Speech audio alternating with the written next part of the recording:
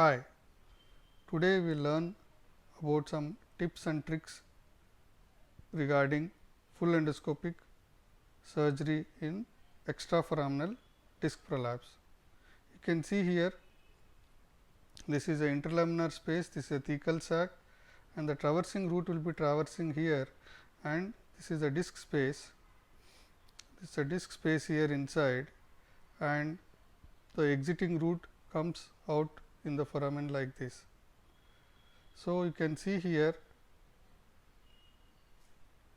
when you see closely, this is a exiting route, and when you just come to the foramen and extraforaminal area, you can see here this is a disc, and you can see a extraforaminal disc prolapse which is painted red, and you can see how the root has been tented.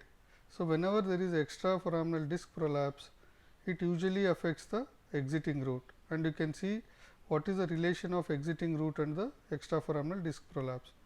You go deeper to see the medial part, you can see this is a foraminal area of the disc. You go deeper, you can see the traversing route, you can see the traversing route now. So, this is a traversing route. So, normally the disc prolapse occurs here, so compressing the traversing route, but here you can see the extraforaminal disc prolapse which is affecting the exiting now. So, what is the difference between landing of a scope here? So, when our scope or sheath lands here for a normal disc, it lands like this.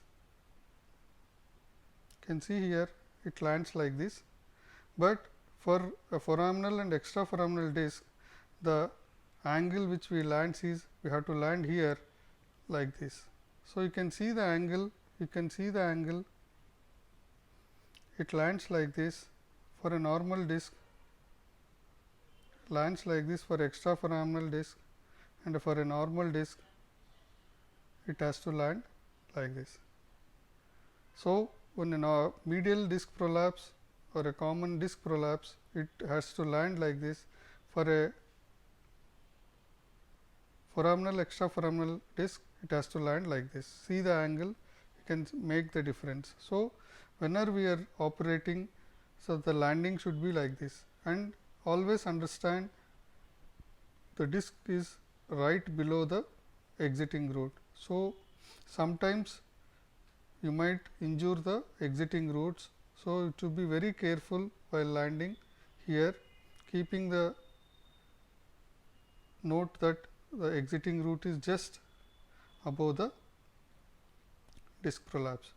So, once you land here, clear the tissue and you see the annulus, and if a disc fragment is soft, it is easy, but most of the extraforaminal and foraminal discs are firm and fibrous. So, we need to address the whole area to make the exiting route lax. So, there is a ganglion there. So, using lot of bipolar or RF radio frequency might injure the ganglion. So, resulting in severe post-op paresthesias. So, our sheath will be floating here, there is it cannot rest here. So, we need to be very careful. If we go too vertical like this, we might go into the extra discal space into the psoas, is resulting in injury to the lumbar plexus. So, we should be very careful. So, stopping here, landing here on the disc fragment,